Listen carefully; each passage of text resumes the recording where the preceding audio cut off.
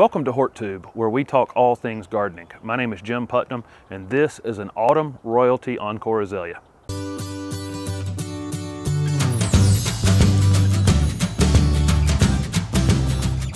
This is Autumn Royalty Encore Azalea, an evergreen shrub that gets these lavender purple flowers multiple times a year. Autumn Royalty is one of the larger growing Encore azaleas. This one can reach 4 to 5 feet in height and probably 4 to 5 feet in width. It has larger leaves, grows larger, has larger flowers. This is actually one of my favorites. It reminds me of just southern indica azaleas, which are actually my favorite. But this one will need a little space. It'll need a little higher foundation space, or just know that it probably needs to be the background maybe for other shrubs or perennials. Like most azaleas, zones 6B to 9 is the best location for them. This one's also listed as 6A on the Encore site. I'm guessing that they must have tested it there and decided it would work well there, so it's probably worth a try. But definitely 6B to 9 on pretty much any azalea you'd want to grow. Autumn Royalty azaleas are moderately fast growing, probably get 8 inches of growth out of these in a single season if they were well fertilized. Encore azaleas seem to require a little more sun than the traditional azaleas. It took me a little while to figure that out, but once I did, these perform fantastic. I would say you need a half a day sun. They can take full sun, but they get beat up a little bit in really hot areas. So I think a space that you could find that maybe went into the shade about 3 o'clock in the afternoon, but was sunny up until that point, would probably be ideal for these. In terms of where we would use Autumn Royalty, if you had a higher foundation and it was a sunnier space, this would be perfect. If you had maybe 5-foot high windows, this one would be a great variety for that. Or on a corner where you needed something that was evergreen, that had some height to it, this might be a good choice for you. Really, azaleas are great just mass planted. And this variety would look great mass planted behind some lower growing varieties. There's some lower growing varieties of Encores and then dwarf traditional varieties that would look great in front of this, especially like a gumpo azalea. It's a small growing white variety with this purple behind it would look great. Of course, the main appeal of Encore azaleas is the multiple bloom times. They'll bloom in the mid-spring just like the other traditional azaleas, and then they'll bloom again in the summer, and then they'll bloom again in the fall. And here in zone 7, sometimes we can get an early freeze and the fall bloom time isn't as long. But this year we haven't had a frost or a freeze, and it's actually November and they're in bloom. In terms of planting Encore azaleas, just like all azaleas, they don't like wet conditions, so avoid any space that's going to be abnormally wet between rains. And when we plant them, we're going to want to mound them up, meaning we don't want them just flush with the existing soil line. We'd like to get them up a little higher where they'll shed some water away. And to accomplish that, we'll dig the hole the depth of the root ball and about twice as wide. So then we'll have our little pile of soil on the side. If that little pile of soil is clay, you'll want to mix in some pine bark soil conditioner. It's actually what these are being grown in. It's just a composted pine bark. You can get it at most garden centers. Mix that 50-50 with the clay. If it's very sandy, you can use compost or peat moss or cow manure or something like that in with it, maybe to retain a little water between rains. But the most important thing with these is they're not going to stay wet.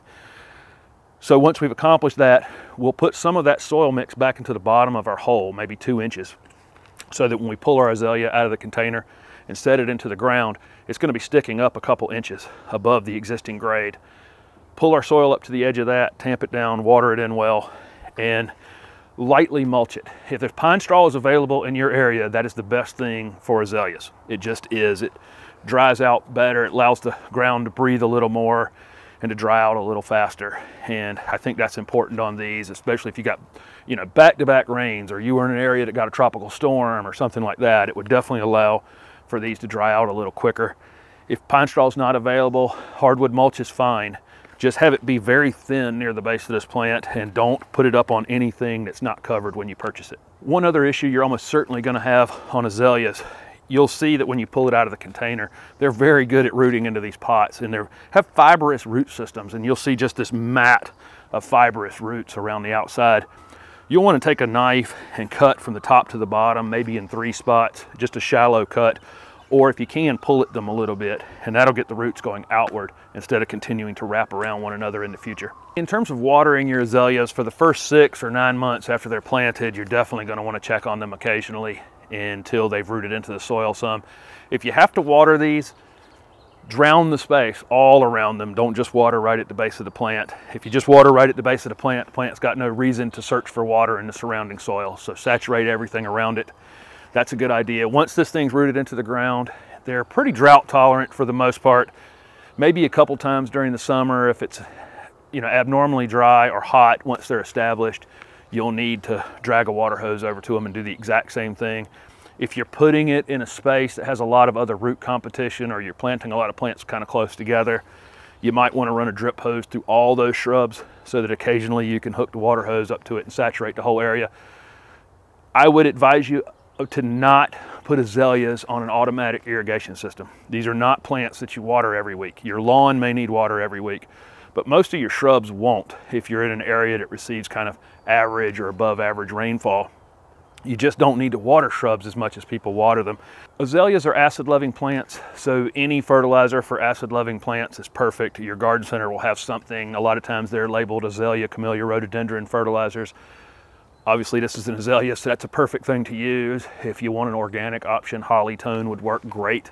Very similar for acid-loving plants. We have a very short window to prune Encore azaleas. They need to be done right after the first spring flowering. And you don't have a lot of time there because they immediately put out new growth after that spring flowering and then set buds and bloom again in the mid to late summer.